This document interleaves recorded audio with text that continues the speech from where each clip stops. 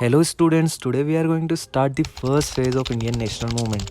देखिए, हमने सबसे पहले पढ़ा था रिवॉल्ट ऑफ 1857, जहां 1857 में आज़ादी की पहली लड़ाई लड़ी गई थी, जिसे कहते हैं the first war of independence. 1857 के बाद नेशनलिज्म की ग्रोथ हुई, जो कि हमने पढ़ा था चैप्टर नंबर 2 में, the growth of nationalism and the birth of the Congress. अब हम पढ़ेंगे 1885 से लेकर 1905 के बीच की ड्यूरेशन को, जिसे कहते हैं the first phase of Indian national movement, या फिर कह सकते हैं द अर्ली नेशनलिस्ट फेज।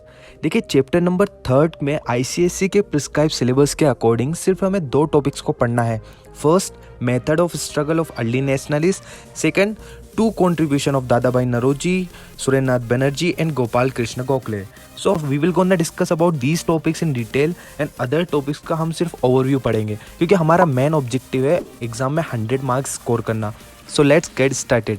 देखिए, फर्स्ट फेज यानी कि 1885 से लेकर 1905 के दौरान कांग्रेस को लीड कर रहे थे कुछ मिडिल क्लास प्रोफेशनल लोग, जैसे कि doctors, lawyers, scholars, engineers etcetera, जो कि कांग्रेस के लीडर्स थे। उन्हें ही आज हम अर्ली नेशनलिस्ट कहते हैं। For example, leaders like Dadabhai Naoroji, Surendranath Banerjee, Gopal Krishna Gokhale, Womesh Chandra Banerjee etcetera are called as early nationalist.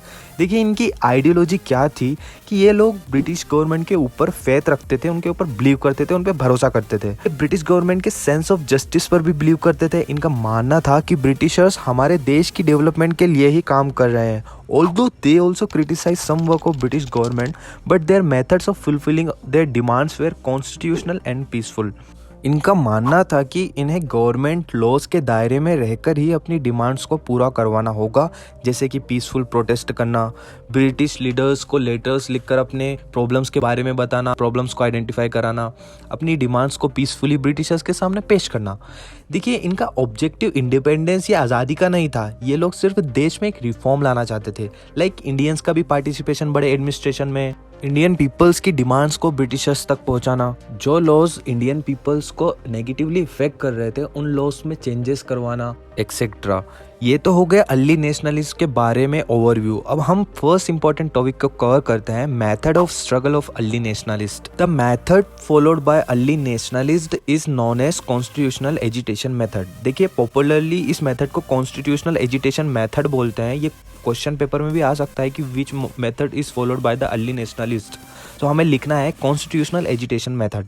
देखिए, according to this method, constitution के फ्रेमवर्क में रहकर ही धीरे धीरे इंडियंस के अंदर पॉलिटिकल प्रोग्रेसिवनेस को लेकर आना और कॉन्स्टिट्यूशन पे स्लाइटर से चेंजेस लेके आना, लॉज अगर इंडियंस के खिलाफ है तो उसमें चेंजेस लाना, ये सब इनका इस मेथड के अकॉर्डिंग ये मोटिव था अर्ली नेशनलिस्ट का।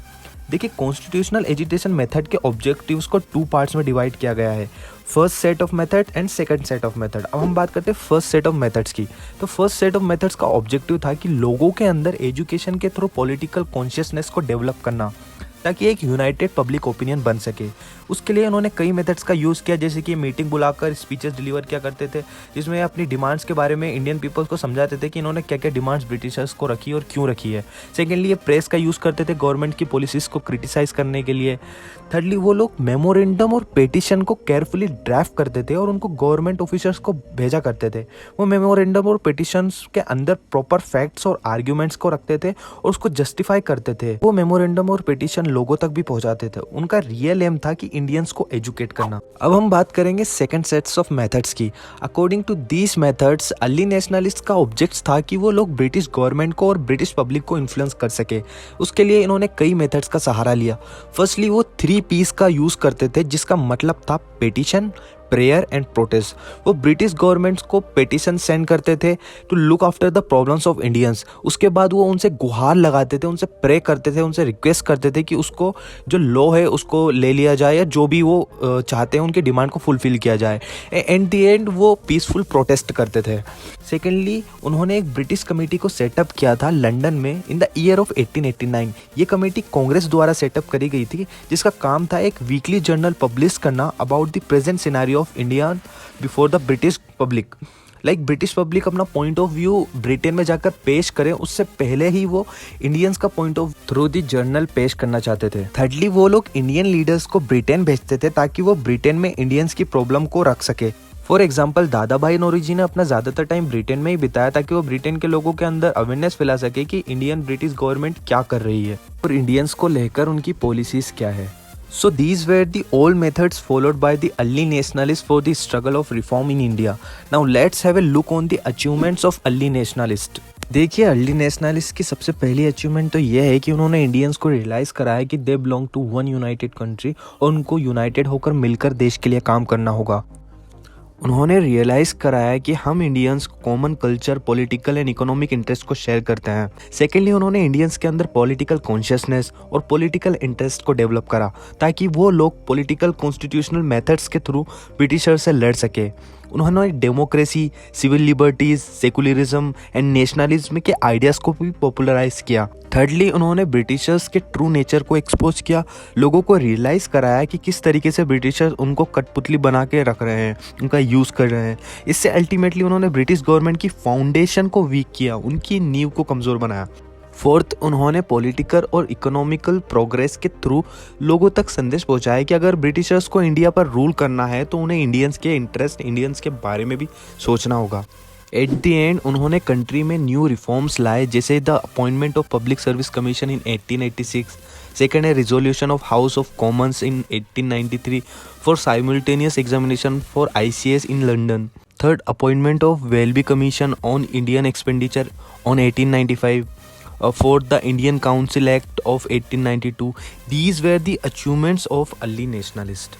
अब हम बात करते हैं क्रिटिसिज्म ऑफ अर्ली नेशनलिस्ट। देखिए लोगों ने अर्ली नेशनलिस्ट को क्रिटिसाइज भी किया था, उनकी कई पॉलिसीज़ की, उनकी मेथड्स को क्रिटिसिज्म मिला था।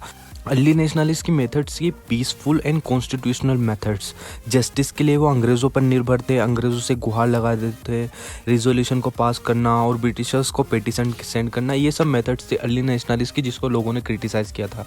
लोगों का कहना था कि अर्ली नेशनलिस्ट ब्रिटिशर्स की जेनरोसिटी पर डिपेंड है rather than their own strength. Secondly वो चीज़ को भी रियलाइज़ नहीं कर पाए थे कि ब्रिटिशर्स अपने पर्सनल इंटरेस्ट के लिए इंडियंस पर रूल कर रहे हैं, ना ही कि हमारे लिए। अल्टीमेटली इंडियन रिसोर्सेज का यूज़ करके अपनी वेल्थ को इंक्रीज़ करना ही ब्रिटिशर्स का मोटिव था। ये इस चीज़ को भी रियलाइज़ नहीं कर पाए थे, इसीलिए भी क्रिटिसाइज़ किया गया। थर्डली अर्ली नेशनलिस्ट ज़्यादा से ज़्यादा लोगों तक अपनी नेशनल मूवमेंट्स को नहीं फैला सके। अर्ली नेशनलिस्ट एजुकेटेड इंडियंस को ही अपने मूवमेंट में इंक्लूड कर पाए, जैसे कि लॉयर्स, डॉक्टर्स, कुछ प्रोफेशनल्स लोग etcetera. So these were the criticism of the methods of early nationalist. So this is the end of the video, और अब हम नेक्स्ट वीडियो में डिस्कस करेंगे प्रोमिनेंट अर्ली नेशनलिस्ट लीडर्स के बारे में, और जो हमारा इस चैप्टर का लास्ट इंपॉर्टेंट टॉपिक है हम उसको भी नेक्स्ट वीडियो में डिस्कस करेंगे। So don't forget to watch the next video. अगर आप नए हैं तो प्लीज़ चैनल को सब्सक्राइब कीजिए और आपके फ्रेंड्स के साथ इस वीडियो को शेयर कीजिए। Take care, bye bye, thank you.